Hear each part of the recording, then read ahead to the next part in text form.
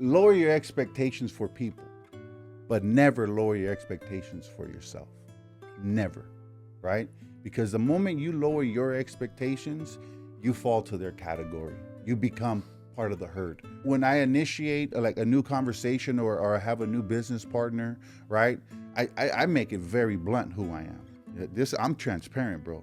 These are my expectations, and if you can't reach them, let's not even move forward, right? You dig what I'm saying? Yeah. That's the mark right there. That's the goal. That's the set, and it's not gonna move. Yes. Now, if you don't like it, cool. We shake our hands. We continue a good relationship, and if you like it, then let's roll. Welcome back to another episode of High Value Discussions, where we bring you insightful conversations with the brightest minds in business and entrepreneurship. Today's guest is someone who has been making major strides in not just one, but two different industries.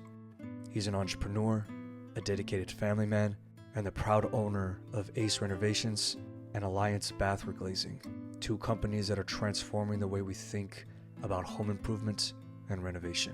First up, we have his first company, Ace Renovations, where my guest and his team are setting the bar for the multifamily residential market. What's their focus? Providing high-quality renovations that aren't just about looks, but about efficiency, automation, and an excellent service. Then we have his second company, Alliance Bath Reglazing, a company that specializes in transforming kitchens and bathrooms with precision and care. No job is too big or too small for my guest and his team. Their reputation for attention to detail and customer satisfaction has made them a standout in the industry. And today we'll dive deep into how he's built both of these successful businesses from the ground up. Ladies and gentlemen, I give you Danny Garcia.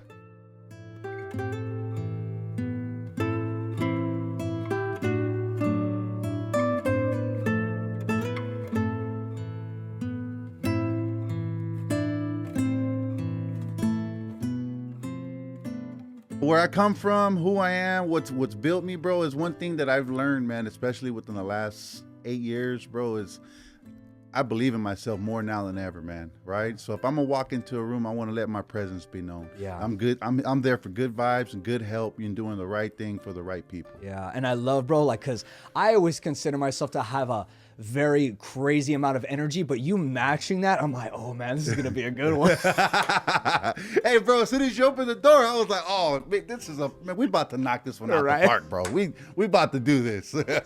Well, my brother, since this is our first meeting together, I would like to go way back into your upbringing. What was your childhood like, my brother? Ooh, man. Well, first of all, bro, born and raised in San Diego, Southeast San Diego, Logan Heights, a little community next to the water almost. It was rough, bro. It was rough, you know, literally Section 8 ghetto kid, bro. They used to call me Dirty Danny in the streets for a very good reason. Single mom, right? My brother and sister, 10 and 9 years older than me. So I was raised by myself. We didn't have any uncles, no cousins, no primos, godfathers. It was just us, right?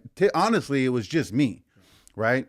I was the kid that was the keychain kid, bro, from school, right? You run down to the light, you run down to the house at 5 years old, open the door, lock it behind you, right?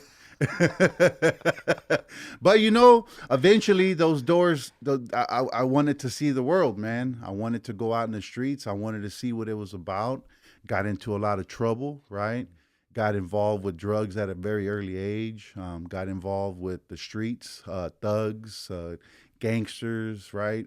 I knew prostitutes on the corner just by name, by passing by them, hustlers, drug dealers. I mean, you name it, bro. It was all there, man. Yeah. But somehow, some way, I think God blessed me with sending specific fatherly role models into my life that I was able to take good carrots from. Right, they were able to drop some good dimes in my bucket that made me think a little differently than most of my friends. Right, what can I say, man? The one thing that saved my life was the Little League. Right, there was a Little League that kept me out the streets, kept me occupied for a little while with some of my friends. The Boys and Girls Club had special activities, the recreation center. Right, but eventually the streets, they find a way to try to gobble you up, man. And if you're not strong, right? If you're not strong-minded and you're not a follower, you can stay away from it. And I was very fortunate where I kind of like, I played the gray area, man. Sometimes I dabbled with it. I got too involved and it kind of scared the crap out of me. Right. And then I wanted to go to this side because I knew this side was a little safer. Right. We could still do some dumb stuff, but not all the way dumb stuff. You hear these stories of like these young kids having a very bad environment and they're trying to find that avenue of what's next, but they can't because everywhere they look, it's that where there's distractions, there's temptations, there's bad things to go towards, and they're trying to find a way out. How did you find that way out? You did say that you found a league, you found different avenues, but there was that one thing that kind of pulled you away from it completely. What was that? You know what's funny, man? That's a great question, bro. As an adult now, right? And I've just told this story recently, but I didn't know this. I didn't know this then, but I know that is what saved me. My mom, every once in a while, would take me with her to Coronado Island to go work in the hotels and the condos that we used to clean. But I tell you, bro, like I remember just every day after school when you're around the ghetto environment. When I tell you ghetto, bro, there was literally crackheads shooting up on the street in front of the house, right? Prostitutes on the house next to us was vacant. So I saw a lot of things at a very early age that a kid shouldn't see. And I witnessed that, right? Drive-by shootings, bro. Fights everywhere, stabbings. I mean, you name it, I saw it. But she would take me to Coronado. And bro, it was like she took me to another universe because as soon as we got on that bridge, it was water, right? It was an ocean. There was boats and yachts everywhere. We get down to Coronado. The grass was green. The streets were clean. The cars were clean. The houses were maintained, right? There was families walking together on the street, right? There was not a prostitute or a gangster on site, right? I mean, everything was, and I remember like every time going on the bus with her, like I felt like we were literally going to another planet, right? So going to work with her in these big, beautiful condos, man, there were palm trees, right? And if you see my house now, it's a tribute to that, right? Because I remember like, man, like I started to tell myself, I don't know how it's going to happen, but one day I'm going to be able to live in a place like this, right? And I think that's what ultimately, it started to give me a belief in my head, a vision, right? That there is something else out there. And a lot of my friends, they didn't get to experience that. I mean, a lot of them were stuck in the hood, right? They never had the opportunity to go out. You know what I mean? And I think that's what really ultimately, and I think about it and I talk about it now with my wife and my kids, that's the dime, that drop that just started. There is something out there, bro. There is another life. It doesn't have to be mad and crazy like this. You know what I mean? But that was it, bro. So just going there often and my visions got bigger. My beliefs got bigger, right? My goals started to get bigger, right? And like I tell you, man, one of the guys that was a big brother to us, his name was Jerome King, which I recently reconnected with him. And I told him, man, thank you for everything. He didn't spend a lot of time with us, but the time that he spent with us were perfect for me, right? Because he taught us how to fight. He taught us how to box. He taught us how to wash cars, to make money, how to cut grass, right? How to even sell a little bit. Like, hey, man, you want to make $5? Just go up to the house and, can I cut your grass? Give me your stuff. And he would teach us how to use a weed whacker, mow the lawn, rake up the stuff, cut up the leaves, right? But it was things like that made me ultimately make me think different than a lot of my friends I grew up with, bro. When you were in the beginning stages, like you said, that individual was kind of teaching you these little skill sets, like how to sell, how to do this, how to do that. What's probably one of the biggest attributes or principles or skill set that you kind of developed and you just went all in on it? Man, honestly, respect. I didn't understand respect, right? I was never taught about respect. And he taught me how to be respectful when you're talking to older people. So, yes, ma'am. Yes, sir. How can I help you? I would like to help you, right? Watching your mannerisms when you're talking to someone older. That ultimately showed me how to talk to older folks. And it made me naturally more mature than my friends. right? Along with all the stuff you learn in the street, Yes. but then you learn to use those things at the right time. And that's one thing I carry with me everywhere. And don't get me wrong. There's a lot of times I veered from it because I let my attitude or my ego get in the way, right? And a lot of times when I let that happen, I figured out that it made my job harder, right? It put me in shitty situations, excuse my language. Okay.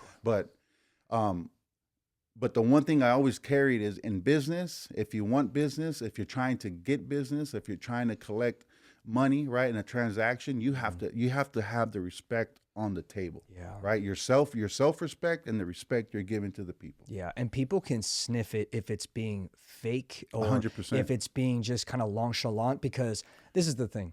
Cameras are rolling, but we were the same type of energy off air. It would be interesting if off air, I was very mellow. I was very quiet. I was very like, hey, it's nice to meet you. And then out of nowhere, I'm like, what's going on, Daddy? How you doing? Yeah, you would have noticed right away. You're like, there's something up with this guy and it's not right. Bro, as soon as I walked in, bro, I was like, that's what I'm talking about. Let's go, bro. I like to be people's coffee in the morning. You know what I mean? Yeah, I'm the same way, bro. I walk into my office with my girls for a Lions bath, and I come in with energy. I come in hot, bro. How's everybody doing? How's your weekend? Man. It kind of makes me sad that people get shocked by it. Yeah. Meaning I'm sure you get complimented about it a lot. Like, man, you bring in that energy. Yeah. And then my thoughts, I'm like, shouldn't this be all the time? Yeah, bro. And But 99% of the people, bro, and I bro, coming from the hood, man, one thing I learned is a lot of people operate on a low vibration, right? And that was the difference between me and a lot of them is I remember like trying to talk about visions and dreams to some of my friends, and they look at me like, well, dude, what do you mean you buy a house, bro? What do you mean own your own business, bro? Right? The only business you're supposed to own is the block on the corner, homeboy selling rocks. You know what I'm saying? And I didn't like think like that. I wasn't a follower like that. But so like, man, one thing I learned throughout my life is a lot of people, bro, they're in their head, man, right? And they have so many doubts. I mean, I think we all have doubts, but it's how what do you choose to go against, right? And I choose to go against negativity and operate positive, bro, because that's where the magic happens. Once you start to believe in yourself and you start thinking positive things happen. Yes. You know what I'm saying? Yeah. And that's one thing I try to bring to any table, bro, is, hey, man, if you feeling negative and get that out of here, bro. It's not going to work here. I mean, bro, you've only been here for, say, like maybe 30 minutes or less, you know what I mean? But it's so funny and interesting. You leave a significant mark on the type of person that you are. Thank you, bro. You know what I mean? And I've noticed it right away. Like you and I, we talked on the phone. It was great. You and I were texting back and forth. It was great. But there's nothing like this one-on-one, face-to-face. You know what I mean? Yes, because it's so funny. People will message me, can we do a podcast virtual? No. I don't care how big the person is. Like, say if Elon Musk said, I would like to do a podcast with you. Yeah. I'm like, and he's like, but we have to do it virtual. I'm like, absolutely not. Yeah. I either fly to you or I'll fly you to me. Yeah, 100%. You know what I mean? Yeah. Nothing beats this, brother. Nothing, bro. I'm the same way. People like, let's do a Zoom call. No, brother. No, I can't do that. I'm sorry. You're only 20 minutes away from me. I'll be at your doorstep in an hour. You dig what I mean? Right? Because one thing, man, like even like on the phone, when I talk to some people, like, I'm going to just throw it out there, a customer who's upset about something we didn't have nothing to do with, right? Yeah. On the phone, a lot of people are more courageous. They're stronger. They're hiding behind something. But when you're here, right, let's drop that. All right? Tell me how you really feel. Let's see how you really feel. You know why? Because eyes don't lie. No, you know bro. What I mean? No, man. And that's one thing I learned from a young age, man. You learn real quick, especially in the hood, man, who are the real ones and who are the fake ones. Oh, my goodness. Right? Because even the real ones, sometimes you find out that they're fake too, because they just know how to hide it better than others. Yeah. You know what I'm saying? Yeah. So, and that's one thing, man. Like, so I watch everything, bro. I try to be cool with everybody. I put that respect on the table, but you disrespect my respect, brother, then you're going to find a different animal, bro. Yeah. And it's so funny because when you put yourself in these rooms, it's almost like we're running tests on individuals, right? Where let's see if we put ourselves in a scenario and let me see if you pass this test. Yeah. So I went to dinner with an individual and we were sitting down, obviously, and a waiter came by and he wanted to get her number. Yeah. He had a wife and children at home. That's a lack of respect on mine. I'm like, okay, if you're willing to lie to your family, 100%. you're going to be able to lie to me. Yeah. So right then and there, I'm like, you failed that test. Yeah. Have 100%. you ever been in that position where you go into these rooms with high expectations and then you realize you're like, damn, I can't work with this person? Yes, bro. To answer that very bluntly, one thing that I've learned the last 8 years being in business, especially, and one thing I learned about myself is I kept expecting me out of people, right? And I kept pushing, like, man, because I see something. If I see something in you, I feel that it's my duty to push you to be better. Right? Rattle your cage, right? Let's shake you up, man. You can do it. I believe in you, right? But the problem was I kept hitting the walls. And I understood, man, like a lot of times I have to lower my expectation because what happened is I kept that expectation so high that I constantly was upset, constantly disappointed, constantly frustrated, right? And it started bringing negativity to my mind. Well, now I finally understand, bro, like some people you just have to lower expectations, and that's all you can do. I'll work with that. So right? What kind of advice would you pass down to me? Because I am very, very young into this entrepreneurial space, right? But me, I have very high expectations for everybody. Why? Because I want everybody to be great. Yes. And when you go into a room, you shake hands with individuals, you're having a good time. And then down the road, you find out something, you're like, I cannot associate myself with this person. And then you get disappointed. And then they keep reaching out, wanting to associate with you. And I'm kind of like, should I give them another chance? Or am I lowering my standards if I do? Well, man, so one thing I tell my girls in the office, and they make fun of me, but I also told my wife this is, lower your expectations for people, but never lower your expectations for yourself. Never, right? Because the moment you lower your expectations, you fall to their category. You become part of the herd, right? Now, hey, I'm always genuinely, because I follow God now, bro. I understand more importantly, bro, like it's all about love, right? I'll give you a second chance, man. I'll talk to you, but just you have to understand that my expectations for you went from here to here. I'm just going to be very mindful. Yeah. Yeah. And that's really, to me, that's one thing that I learned, bro. Like when I initiate like a new conversation or have a new business partner, right? I make it very blunt who I am. I'm transparent, bro. These are my expectations, and if you can't reach them, let's not even move forward, right? Yeah. You dig what I'm saying? Yeah. That's the mark right there. That's the goal. That's the set, and it's not gonna move. Yes. Now, if you don't like it, cool. We shake our hands. We continue a good relationship, and if you like it, then let's roll. I want to go in the beginning when you started to go into the entrepreneurial space, where you started these side hustles. You started working into these little ventures. What were some of the ventures that you accumulated information and you got your work ethic from? And then before it kind of led up to what you are doing now, what were those things in the very beginning? Again, bro, going back to the ghetto, the hood, man. The one thing that I learned really quick was I wasn't afraid to have a conversation with someone, right? I understood, like a lot of my friends were very book smart. Right, they could read a book and they can go to school and get A's. Right, that was never me.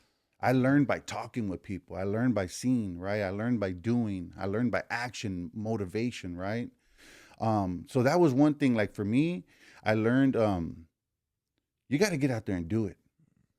Right, you got to get out there and move. So talking to people, cutting grass, washing windows. Right. Helping people move furniture on the weekends, right? $2 here, $1 here.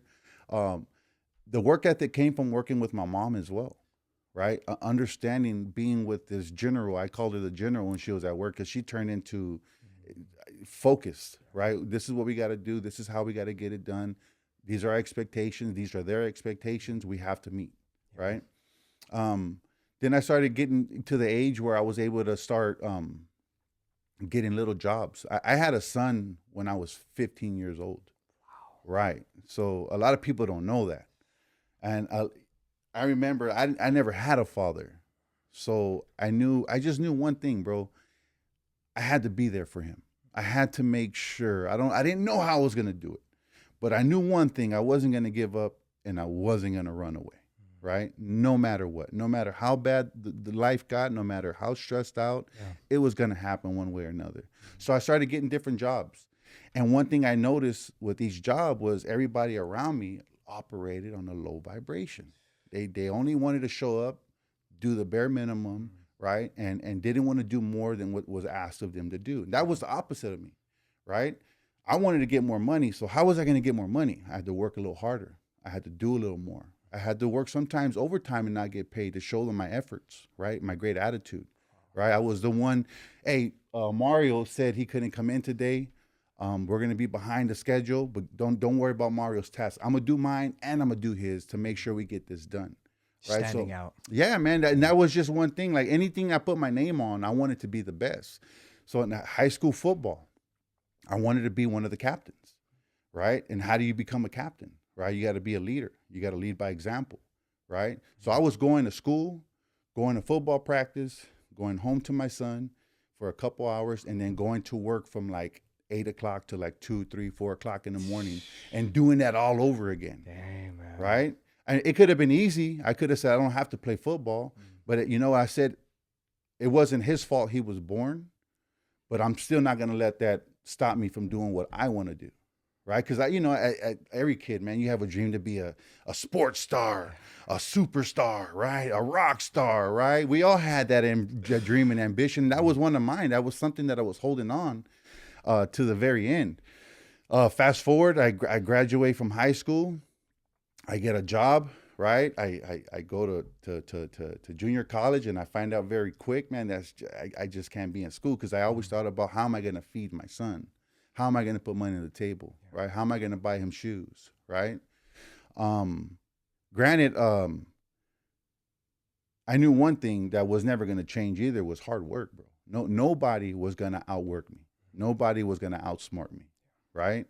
So I went to work, man. I busted my tail off in work. I made sure that I knew everybody's role, what their responsibilities were. I also found out real quick, by playing chess, you get to find out people's weaknesses, where they suck at, where they lack at, right? And that's one thing that separated me from everyone, man, right? So when I went in for a meeting or for a raise, I knew what to say. I knew how to say it, but I also showed them what I can prove. You had, honestly, the pursuit of a CEO, the pursuit of the boss. Yes, you know what I mean? yes. Because a lot of people, they enter into these ventures with an employee mindset. Yes. You know what I mean? They start a business, but they don't have that mindset shift of the person that they have to be. But you accumulated that in front of all your jobs in the very beginning. And then when you started your own venture, you were like, I'm meant to do this. Yeah. I'm ready for this. Yeah. I'm supposed to do this. Man, so what's funny is, so I meet my wife now. I met her at the actual at a place where they were doing tub refinishing, right? So I did the same thing there, bro. I climbed up the ladder fast, right? I watched how everybody was moving, right? But one thing I started to understand was I really like this, right? And there's a lot of money to be made doing this, right? So one thing I didn't do was announce to everybody what the plan was. Right, the plan was to get in here and learn this from top to bottom. Right, I was a prepper, became a technician, became a sales rep, became a supervisor, and then became a general manager. Right, and I had the opportunity in 2008 to move up to San Jose. Right, and not even a year, man. We went from only having 2 technicians to having 12 technicians, and everybody would tell me, man, you're doing a great job running your business, right? Until I finally told someone for the first time, this is not my business. They looked at me like, well, what do you mean this is not your business? Like, yeah, it's not my business. They're like, well, man, you've turned this company around. Are you getting compensated? How is this working out? So that's when I really started to like, bro, I can do this. Right? Because in the hood, man, you get so brainwashed into thinking like the only business you could run is selling rocks on the corner, bro. Right? And if you do run a business, it's not going to be successful. So fast forward to 2015, we buy this house, and the house goes from like 500,000 to 800,000 in a year and a half. And we have a meeting with the owner, the dude I'm working for, And we kept butting heads, bro. You know, like to me, bro, I want to grow, man. Like, how can we get bigger? Right. How can we get stronger here? But hey, bro, I need more money. I mean, I'm doing all this. You only come up to San Jose once a year. I'm doing all the labor, the work, the hiring, the firing, the sales. I'm doing it all, bro. Yeah. Right? And I'm barely surviving on my end. There's a problem. So we kept butting heads, bro. We kept butting heads. And man, I tell you, Daniel, I remember it like we left this meeting. I was furious, bro. I was so furious on the way home. I was like, this is it, bro. This is it. We're gonna burn the fucking ships right now. Right? This is gonna happen, bro. And some weird, crazy belief in my head just went boom, bro. And I get home, I sat my wife down, I said, hey, this is it. Right here, right now. This is what we're gonna do. In 6 months, we're going to start saving more money. We're going to sell this fucking house. We're going to move to Brentwood. With that extra money, we're going to start our business, right? So I went, I got my license, bro. I studied, I read books. I was on YouTube every day, bro. I did all my homework, man. Started calling all my contacts. Hey, man, I need your help. This is what's going to happen. I'm going to jump. I'm going to jump. And I had over 90% of all my contacts said, let me know when you're ready. I got work. And started, man. Not even 2 months, bro. I already hired 3 guys. 4 months down the line, we're at 6 guys, right? 8 trucks, 12 trucks, 15 trucks. Bro, I was working from 4 o'clock in the morning, right? Driving to San Jose, calling people, texting people, you know, doing all the stuff I shouldn't have been doing, but I was so motivated, bro. Like nothing was going to stop me. Like I tell people, bro, I'm just trained. If you on the tracks, either you step to the side or get ran the over, bro. Right? So that's what happened, bro. Just a belief in myself, bro. Anger mixed with ambition, mixed with dreams, right?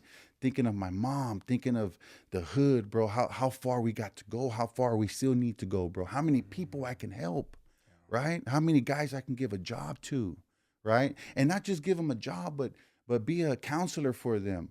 Right? Be a teacher for them, coach them, right? Yeah. Show them how to run their bank account, bro, how to save money. Stay away from this door. I went to that door. That door's going to slap you and kick you and spit you out. Go to this one.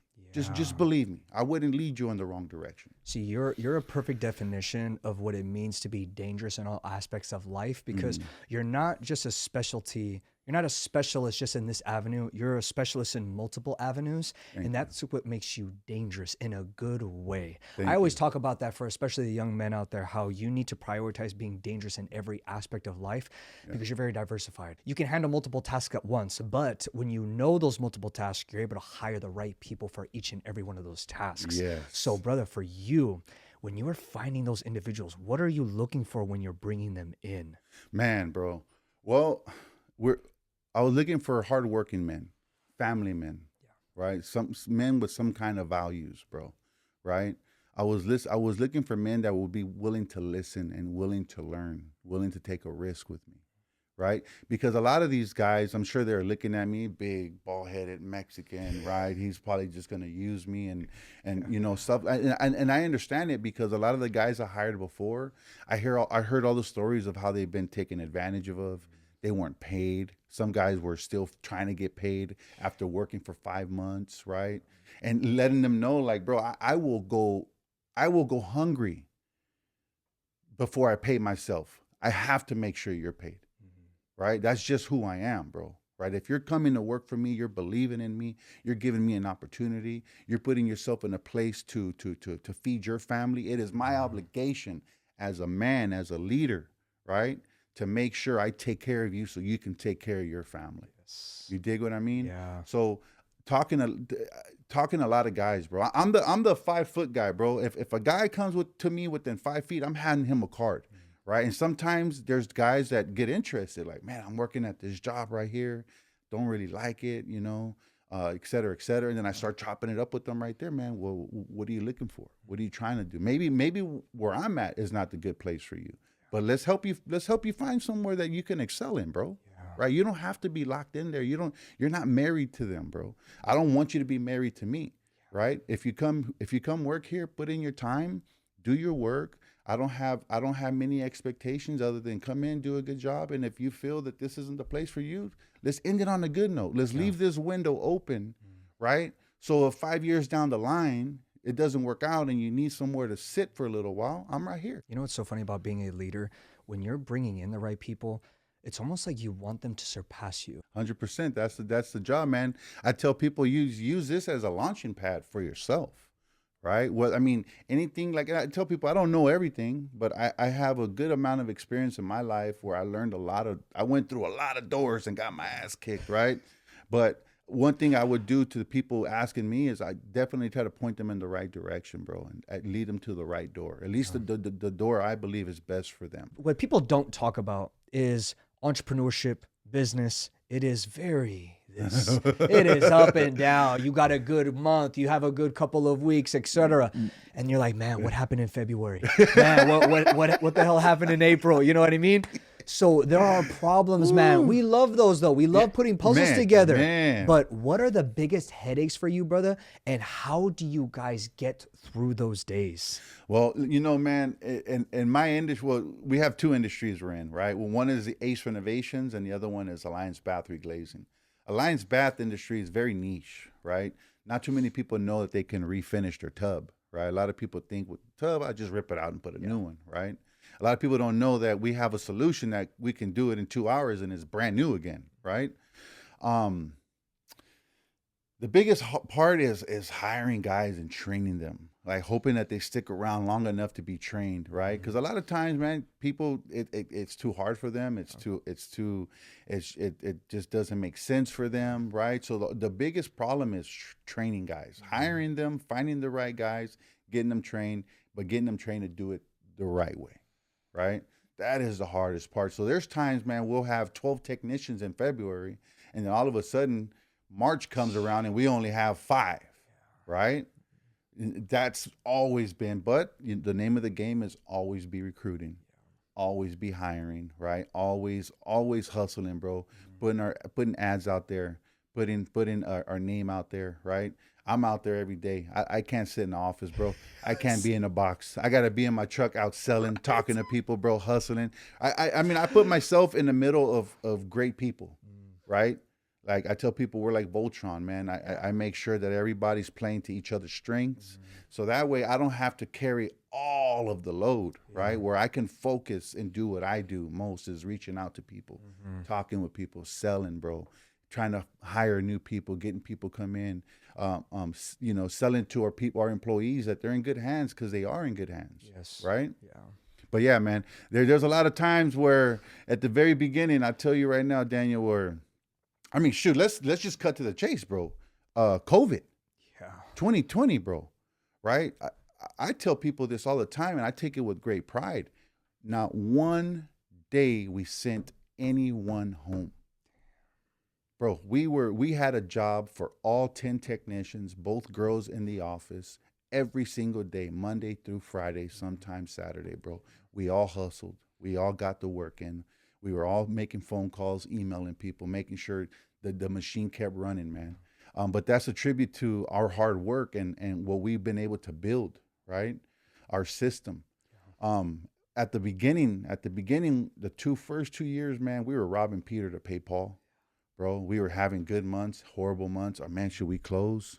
I might as well start putting resumes in at Walmart and Home Depot and all this, bro, because this shit ain't gonna work out. Crazy, right? Bro, I remember at the beginning, me and my brother-in-law, me and him would start up at the first job. I would prep 2 tubs and he would start prepping the counter, right? I run off, go do sales, drop off cards, talking to people, come back. He spray everything. We break all the paper down, go in the truck, and then we go to the next job, and then I leave again and come back. Bro, it was hard. I remember having to knock on doors to wake guys up to work, right? We had so much work on the schedule, literally banging on their window. Hell, I know you were drinking last night, but you're going to get your ass to work, bro. Bro, I got so many stories, man. But we did what we had to do to survive, bro. And it honestly, I look back at it now, it's like, damn, I wouldn't do that now. Hell no, right? But at the beginning, the initial impact, you know, we literally burnt the ships, man. It had to work. We had that attitude. And how did you stay grounded when your businesses were taking off, when they were touching success, the money was coming in? How did you stay grounded and made sure that it didn't just blow your ego? Man, honestly, my family, bro. And more importantly, my wife. Once you get that that one email or that one phone call, and you're like, holy shit, we're doing it. The money is coming in. The work is coming in. You know, you look at the bank account one day, it's 2,000, right? Fast forward 2 years later, now you look at the bank account, you got 200,000, right? And then you're thinking like, man, this is happening, bro, right? But my wife would stay in my ear, and she would remember how hard I worked, right? You don't want to throw this away. You don't want to ruin what you've built in for your family, for your kids, for your son, right? I went through a lot. I secretly, man, I was on a lot of drugs, right? I was doing everything under the moon. I was hyper focused, Daniel. I didn't want to fail, man. I was scared of failing because I had so many people depending on me to do the right thing, right? So I went through a lot as a child, and a lot of people don't know this, man. But a lot of stuff happened to me, right? And I didn't know, but I was using alcohol, and alcohol ran into other substances, right? And when I met my wife at the very beginning, like, I didn't want to scare her away, so I did more drugs secretively on the low key, right? This is never going to be a problem, right? Because I'm too strong for this. Yeah. It's never going to be a problem. But the last in 2019, bro, it started to become a problem. I couldn't hide it anymore, right? 2020 came and the stress was just unbearable, right? Money was coming in. Money wasn't the problem no more. Right? So I started becoming my own problem. I started being self-destructive, bro. Right? I started treating all my teammates like they were beneath me. Right? My ego started to run wild, right? And I knew that was becoming a problem. So fast forward, 2020 happens. My mom's already sick, right? I hadn't really talked to my mom in 9 years because we're stubborn, we're just knuckleheads, right? But I was very mad at her for a lot of things growing up. But she gets sick. She gets a stroke. She's in the hospital. And then one day they give us a phone call. Yeah, man, she's only got like a week, maybe two if you're lucky. So I remember, man, something else happened in here, right? This anger, this self-pity, this negative talk, right? I went down to my old neighborhood and I felt like I was going back to the future. Like, this is where you're supposed to be. You're not supposed to be over there living the dream. You're supposed to be here living in fucking malice, bro. Right? I get through all that. I come home and the problems get worse. Right? I start doubling up on everything I'm doing, popping pills, you name it, bro. I was doing it. Trying to hide my emotions of dealing with my childhood trauma. Right, not talking to anyone, absolutely anyone about it. And I just couldn't hide it. And got to the point where I wanted to kill myself, and I almost did, right?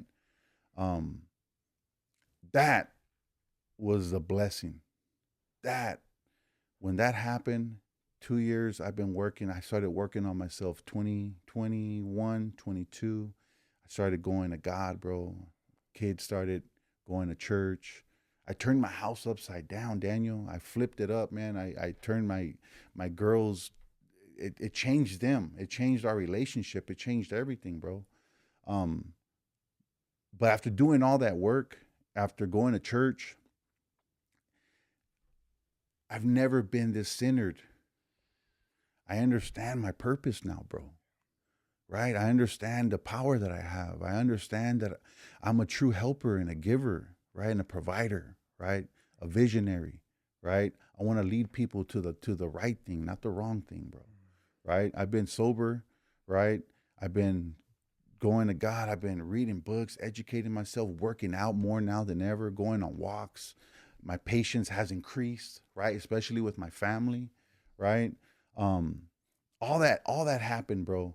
And now, like, man, I don't even look at the bank account no more because it's not about that, right? It's about doing the right thing, right? If I do the right thing and I love and I lead by example and I push people to do better, to be better. If I give as much as I can, everything's gonna be returned because that's how the universe works. That's how God works, bro.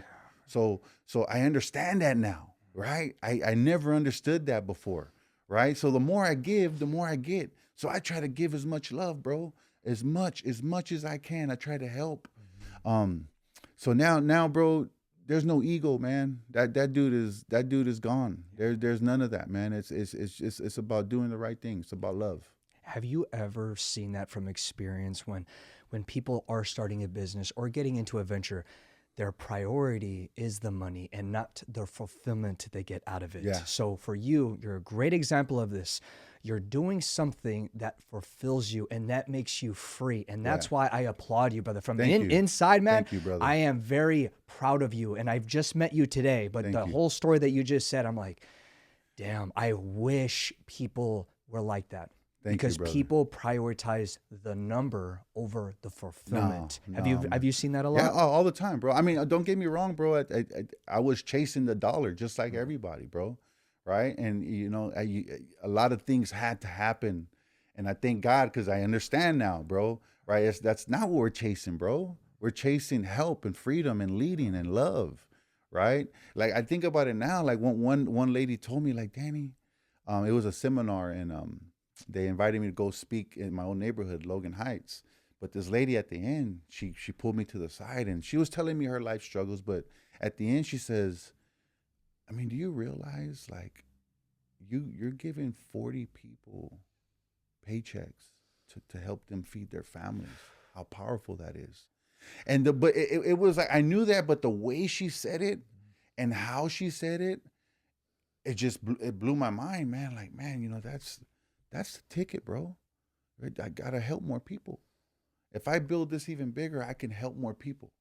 Right? And the more I help, the more I give. The more I give, the more I get. And that's Right? why you lived a blessed life, man. Thank you, because brother. it's, oh, man, the greatest flex. I swear. That's why I love entrepreneurship because they are taking care of people. They're Yeah, creating bro. jobs for people. Bro, if that doesn't make you sleep like a baby, I don't know what else will. You know what I mean? Yeah.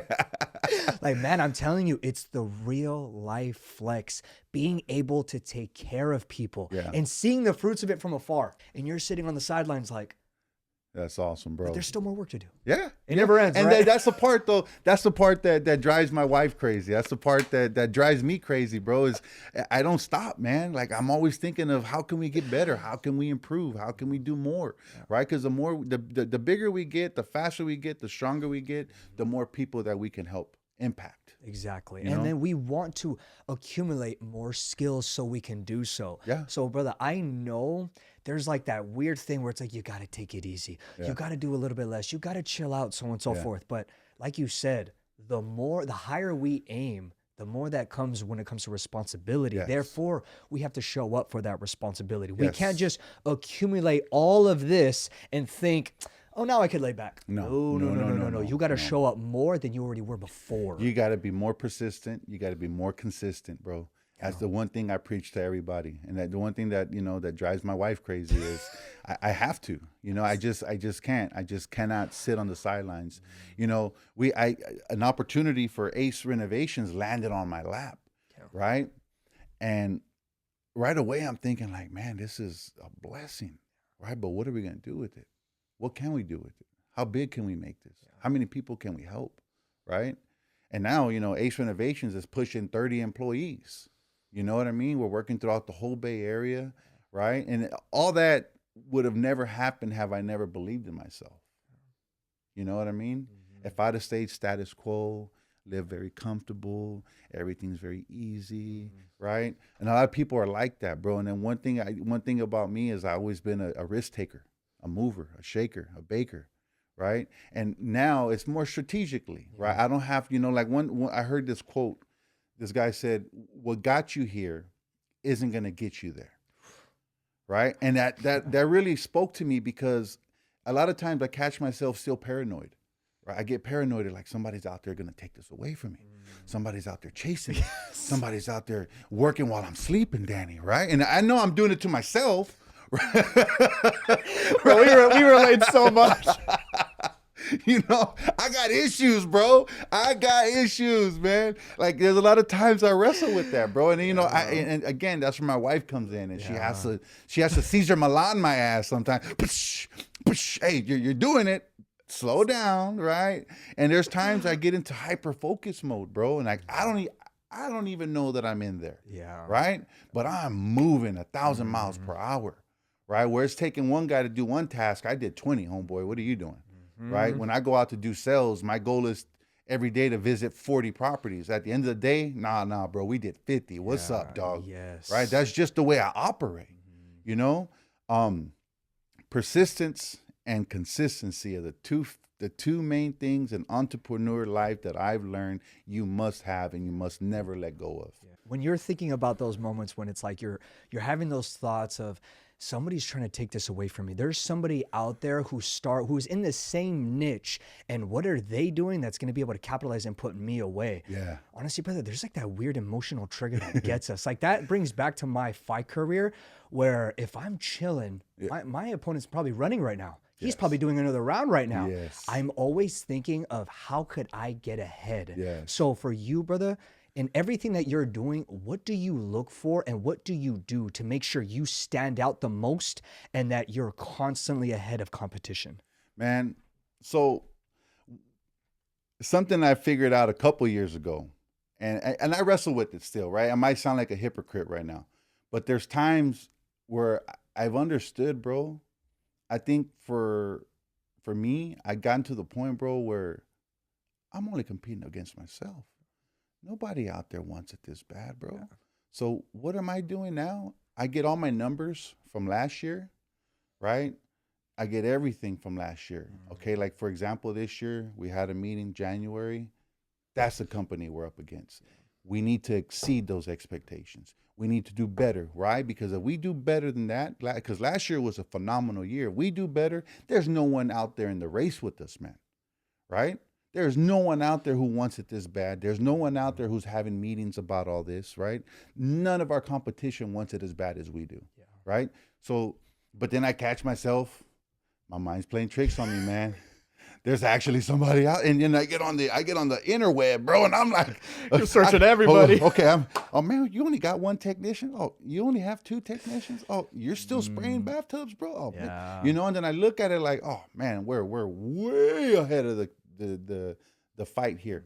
But that doesn't deter me from continuously pushing my team to do better. Yeah, every day, bro. And that's why you're scaling constantly, where it's like you see what everybody else is doing, but you're like, regardless, I don't care. We still need to do what we're supposed to be doing. Yes. I've had an individual reach out to me quite recently, and they asked me, Daniel, with everything that you're doing right now, what if it doesn't work? Yeah. My response was, I got better. Yeah. The pursuit of chasing greatness in any venture, I got better. Say if it didn't work, regardless, I got better. You know what I mean? Yes. Have you ever gotten that question or have had those looks where like, hey, Danny, what if this doesn't work, man? Yeah. No, I love my teams, bro. Right. But there's a reason I'm in the position that I'm in both of my teams, bro. My number one focus is I need to get better. But if I get better, who else gets better? My team gets better, right? It is my sole purpose, my sole job every day is to push, to not let people get comfortable, to think outside the box. Always changing, always. Just because this worked for 2 years is the problem, right? How can we make it better? There's always a way to make things better. And I tell people all the time, look at what's happening in the world right now, man. Look at like Uber changed the game with taxis, right? But now if you I went to San Francisco for a big job and I'm cruising down the street, bro, right? I'm leaving the city. I get to the stop sign or the stop light and I look to the right and there's no driver. I did this again. There's no fucking driver.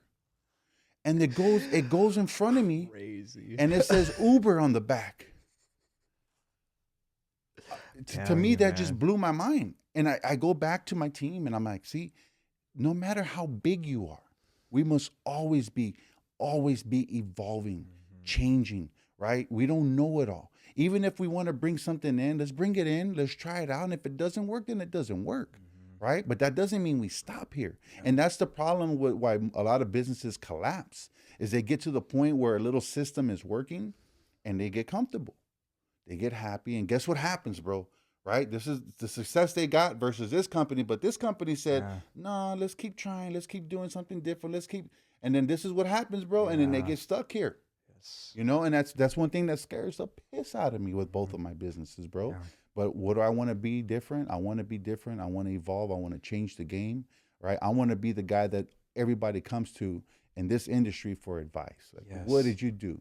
And hopefully get to the point where I can become a consultant and be able to show people, man, it's the proof is in the pudding. Yes. You know? I interviewed somebody who started a painting business. Yeah. And he was putting in the hours. He put in the time, just like yourself.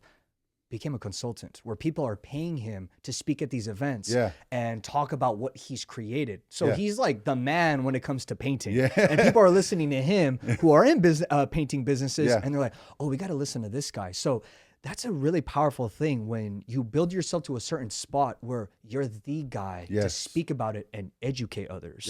You know what I mean? I feel like, honestly, another flex is passing down information and giving value, just like yourself, brother. This podcast, I am a student. I shut up and I listen. That's my whole purpose here. Like, I get it. I have a show. I'm the host. Cool. The reality of this show is I am a student and I'm here to learn. I have individuals on this podcast because I see them above me and I want to learn from them, period. When you are also passing down information and then you're wanting the team to execute on it, how does that work? Because sometimes they don't. And you want them to execute at a certain level. Yeah. But it's not happening. Yeah. How do you balance all that, man? That's another good question, brother. No, you know, that's a great question, bro. So at the beginning of Alliance Bath Reglazing, I was that guy, right? Like, to me, like, if we're gonna open this business, it can't be the same. Right? We have to offer something different. We have to do something different. We have to train our guys differently. We have to have our girls in the office picking up the phone differently, right? Because everything is an impact immediately, right? Most times you only have 5, 10, maybe 30 seconds to really grab someone's attention if you're trying to get their business, right? So I'm a student, bro. Like, just like you with all these books, I have books all over my house. Right. I love to read books, but not only that, podcasts, like you said, YouTube, right? But the one field is when I'm around someone, it can be anyone. I listen to everything they say. I ask random questions, right? I ask them about their life because that's how I learn, right? And those where you get those little tidbits, right? Like, there's no one beneath me or too high above me. I'm a humble dude, bro, right? I've been to the very bottom. I come from the bottom, right? I've been to the top of my game, right? And I still, to me, I feel I still want to go very far. This is just the beginning for me. So implementing change was always a pushback for me because it was the way I was, it was the way I was telling my folks, right? The way I got them to start doing the changes was the way I came across, right? I wasn't a really good leader. I was more of a dictator. Right. This is the way it's going to be. This is how it's going to be. And if you don't like it, you get on the boat or get the right.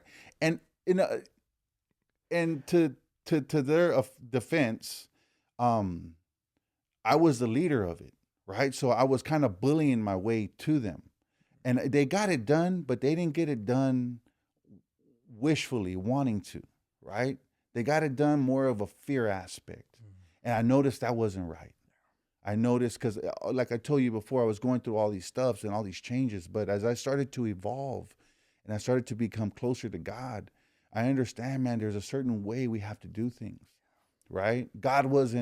Jesus wasn't yelling at his folks, right? He wasn't demanding and pushing them and being arrogant, right? He was simply teaching them, right? Coaching them, mentoring them, counseling them, showing them the way, right?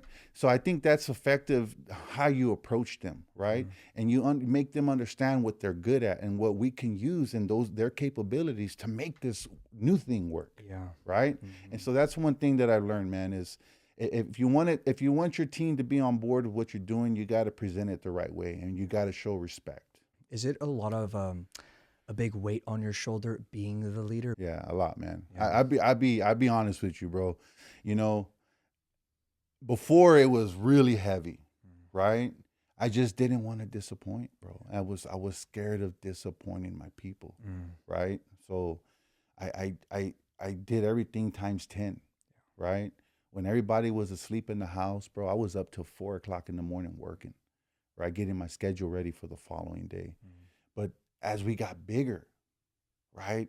And then we got Ace Renovations going and we had 10 more guys added to the payroll, right? Man, I just felt like, bro, you can't fuck this up, dude, right? People are dependent on you to feed their families. Their hardworking men are coming and checking in with you guys and they're doing their part. You must perform, right? No, you have 104 fever, bro, get your ass up, blow your nose, take a shower, get your ass ready and get out to work, bro. You got people depending on you to make sure there's jobs for tomorrow, right? Yeah. I mean, I remember doing that, bro. I remember being sick as a dog, but I'm still out there, bro, hustling, bro, right? Mentally drained, right? Mentally negative, but when I walk into that office to pitch a sale, don't matter how you feel, right? It's got to get done. It's like that Mamba mentality where no matter what, you're showing up regardless. No matter what, you know bro. What I mean? No matter what, man. I posted something today. Whatever you think is what it takes a lot more. A lot more. And people think like, oh, I'm just going to do this and I'm sure I'll get there. That's bare minimum. You know how you were talking about there's that little company scratching away like this? Yeah. What I want to do is make small little wins daily that accumulate over time rather than just getting one big client and I'm right here. Stop. And then stop. You just brought something to my mind though, bro. Like one thing for me, bro, like to this day, it's a challenge for me is I can't go on vacations. It's honestly like, and I know there's nothing happening. Everything's okay. The system's in place, Danny, right? The bills are getting paid, brother, right? You know, the work is coming in. We have people who are responsible for those things and they're showing up. But man, it's a struggle for me still, right? Like my wife literally is like yanking me. I'm like, no, but you know, and that's something that I'm working on to this day, man. Like there's times where I go to my daughter's travel ball tournaments down in LA or in Vegas, man. And it's hard. Like, dude, I should be working right now. It's routine. So November, I'm going to Hawaii. It's not for vacation. It's for work. So somebody is paying me to do a podcast. Right on, and I'm bro. going over there for a week. I don't want to. Isn't that weird though? It's weird. So I'm going there for work, but I don't want to. You know why? It's not my environment. Yeah. It's almost like I see play everywhere. Yeah. I don't want to be associated with play all the time. Yeah. Like, brother, I feel like I wasted a lot of time when I was younger and I don't want to waste time anymore. 100%. So if I'm in that environment, I'm like, this is beautiful. Don't get me wrong, but I want to be in my routine. That makes me happy. Yeah. I know it's weird, but vacation is very odd for me. We can't shut it off, but we don't want to. Why? Yeah. Because we get fulfillment at what we do every day. Yeah. But people see that as a negative. Yeah. They're like, you shouldn't have that mindset of wanting to work all day. It's like, no. You need to understand when you have something that's on your name, something that you created, it gives you fulfillment to show up for it every single day. Yes, sir. Therefore, it's not a task. A lot of people are doing things that they don't want to do, and they go to vacation to get away from all of that. Yes. We don't want to go to vacation because we created that for ourselves every day. Yeah. We get that feeling by doing what we're doing. Yeah. Not by escaping from it and going to another environment like, this is nice. Oh man, I got to go back on Monday. You know, like my wife gets on me, man. Like she gets on me hard. She's always on my helmet, dude. Like, bro, man, what is all you're killing yourself. You're stressed out. You're working hard, man. You should enjoy it. And like I tell her, you know what's funny? I think as a man, my whole life, I became a father very, very early. So I've always had this sense of responsibility, right? And I always feel like I even got to the point where like now my son is 28, my daughter Carly is 18, Bella, she's 16, Camila is 6 years old, right? Like as a man, my reward and my vacation is being able to provide for them, right? That they didn't have to live the life I lived. They didn't have to become mature at a very early age. They can be kids till they're 20, right? They don't have to be stressed out when the next meal is coming. To me, that's my vacation, to being able to provide that for them, and not only being able to help other men provide that for their kids. To me, that's a vacation worth spending every day, bro. Yeah. So I tell my wife, I'm literally on vacation every day because I'm doing what I love to do. You dig what But she's like, I want to go on vacation. But I want to go. I'm trying to go spend your money, bro. I know, man. That's what I'm talking about, man, because a lot of people don't express that. Yeah. They see it's just like, oh, I have to do this because I have a business and I don't have time to do that. But what you just said, that is the definition of what you're creating with your bare hands. It gives you fulfillment. It's a weird type of blessing that is very undescribable. You know what I mean? What's it like, bro, being a leader in business, but being a leader as a father? You know, man, it's a beautiful thing. It's beautiful, man.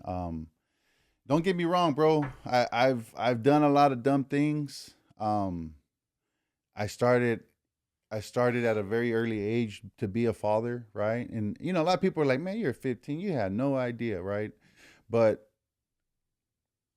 I knew because it was happening for me, like learning from your environment, right? At a very early age, it's important, bro. Like what you're saying, how you're saying, right? What you're telling them, love, right? Man, my mom, I can't remember the last time my mom ever hugged me or told me she loved me, right? My brother or my sister, right? I never got to experience that. And one thing, like I knew right off the bat, man, like I told my son, I mean, I love you. You know, I know you don't understand me. You're only like 1 day old, bro, but I'm giving my life to you, right?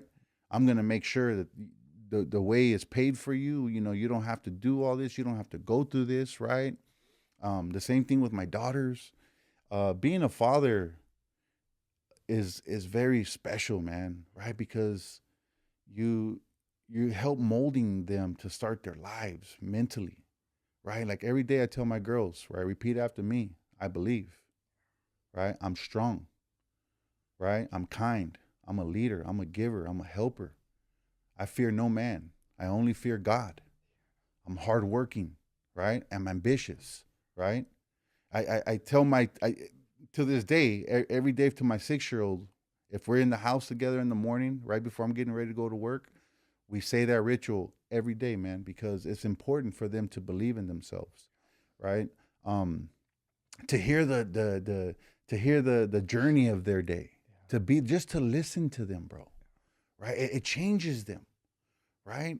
As a kid, you know, you for me, I never had that. I never had that moment with anyone, and to have that moment with my kids and to be able to push them even further, right, is a blessing to me, man. Being a leader for them and sitting at the table with them, right, and hearing their experiences and what they're going through. So my Carly now, she's just started college, right? Bella's senior year in high school. She's playing flag football and softball. You know, my Camila Bear, she's a swimmer and she's playing water polo and she's doing t-ball, right? So I try to instill in them, you know, the leadership and teamwork, right? The effective of you can do a lot of things by yourself, right? You can go far, but you can't go as far as if you're working as a team together and you learn how to work with people and how to treat people, right? Respect, teaching them self-respect, right? A lot of people where I came from never had self-respect, including myself, right? And it's something I was able to develop, but to be able to instill that into them at a very early age is awesome to me, man. I am going to be a father one day. I am going to be a husband one day. Yeah. What kind of things would you pass down to me? Oh, man. Good question, bro. You know, you're young. Oh man, you're a lot richer than me. No, absolutely not. You know what? You're you know a what? lot richer than You know me. what success is to me? Mm. Being a family man, being a father and a husband. Yes, that is the definition of wealth to me. You're 100% right. What I mean is you're young, right? You're younger than me. I can't buy that. Nobody can, right? It's not for sale, right? So what I would tell you is be 100% conscious in what you do every day, right? Your decisions, the words coming out of your mouth. What music are you listening to? Who are you surrounding yourself with, right? Because all those things have a tiny effect on you, whether you know it or not. It is very, very true, man. So surround yourself with the right people, bro, right? If you're going to go into business with anyone, know them first. Know them, who they are, what they're about, right? Lower your expectations for most people because you're going to be disappointed all the time, bro, right? So save yourself the misery, the headaches, the frustrations, the anger, right? Because all that disappointment and frustration, it will slow you down. You dig? Second, man, when you get ready, make sure that that's the right female, whoever she is, bro, right? Make sure she has all your qualifications. She has dreams and ambitions just like you, but she's ready to help you grow, not just physically, but mentally, bro, right? Because if your partner is not as strong as you or not stronger than you in that aspect, you will crash and burn, right? That's important. Brother, we went way over an hour, and we did already? Honestly, brother, we are going to do this again. Oh, Okay? yeah, We're going to bro. do this multiple times, not just again, multiple times. But I have two more questions for you. Shoot. Say this is High Value Discussions, and let's say this is hosted by you, your show. Okay. If you had a specific question for me, what would it be? Oh, okay. What are your dreams? I talked about the definition of wealth when it comes to being a family man, but it's also the definition of wealth is having freedom within those people. It takes a lot for a man to reach that capacity to be able to provide freedom, not just within himself, but for others. That's my ultimate dream, is to make sure every single one of my loved ones is free. They don't have anything to worry about because of the avenue and the machine that I created. Right on. That's going to be a lot of work, but I'm also ready for that. Like how you said earlier, be mindful of what you're doing every single day. I am very, very precise on what I do every single day, because if I lean towards a distraction or a useless temptation, that slows down progress, and it could permanently slow down progress. So I am very, very mindful of where my attention goes to. Yeah. And if it's not going towards anything that's going to enhance my capacity, my attention's not going that way. So the ultimate dream, man, is to make sure the people around me are free, but I can't do that unless I'm free first. 100%. So I need to make sure that I have the tools to be able to create that freedom. That way I can pass it along. I got another question for you. I like to ask this to random people, bro. Yeah. Okay. If you won $20 million right now, what are the first three things you would do with that money? Real estate, one. Because those avenues will take care of you and pay your family for a lifetime, especially when it's passed generation from generation. Yes. The world of business is constantly changing. So for you to invest back into your business is a very big priority.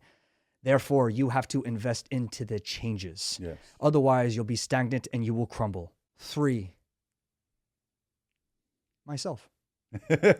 Myself. Yeah. Because I feel like those 3, real estate, business, myself, those are all paying me back. Not just paying me back, my family back.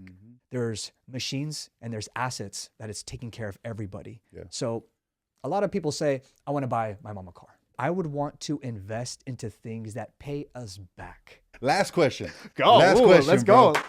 If you could be any animal in this world, what would you be and why? My favorite animal, it's either a lion or a gorilla. But if I were to lean more, it would be a lion. Why? When he's hungry, he goes and eats. King of the jungle. And he'll make it so. If he were to be challenged, he takes care of that challenge. Right. Those are the kind of attributes that I kind of implement within myself. Yes, sir. I'm not very challenged often, but when it does come, I'm like, oh, ready. I don't think you're as hungry as I am. And I can't wait to just eat you in front of all your people. You know what I mean? So I would say for sure lion. And when I was a fighter, people would say you have the right hand of a lion. That's why I have a lion tattooed on my hand. Oh, so when I was a fire, nice. that's how it was. And my name is biblical when it comes to Daniel being put into the lion's den. Right on. So it makes sense. Yeah. I would say lion for sure. Right on. Those are great bro. questions. Jesus. So my last question for you, my brother. So in your experience, man, you have been through a life, and it's something that I caught so much inspiration in. But if somebody was curious and somebody wanted mentorship from you, whether it comes to being a father, when it comes to being a husband, when it comes to being an entrepreneur and a businessman, what is that one thing that you would pass down to somebody who is asking for guidance from you specifically? Well, if you're a father, love your family, love your wife even more, because that's important to your kids. Spend time with them, right? The one thing that I've learned in life is there's nothing more important than spending time with your family, because eventually your kids become adults, right? So raising kids to be good people of society, helpers, lovers, leaders is very important, man. Spend time with your family. Love your wife even more. My brother, are there any closing statements you'd like to give for the podcast? Hey, think positive, and positive things happen, brother. Most importantly, believe in yourself, right? Because if you don't, nobody else will. Brother, you're a true blessing, my man. Honestly, you have blessed me. You have blessed this show with all your information and your value. Thank you. I appreciate this, man. The power of social media bringing us together. You know what I mean? It's crazy. Yes. Brother, I value your time. I value your energy. I value your value. Thank you for coming on, and I cannot wait to do this again. Let's do it, baby. Thank you all for tuning in to today's episode. If you got a lot of value out of this, please do me a favor and support our channel by liking, commenting, and subscribing. Make sure to hit that follow button on Spotify to stay updated with our latest episodes. And if you are listening on Apple Podcast, I would greatly appreciate it if you would leave a 5-star rating, followed by with a review. Again, thank you all for the support. Stay loving, stay hungry, stay excellent.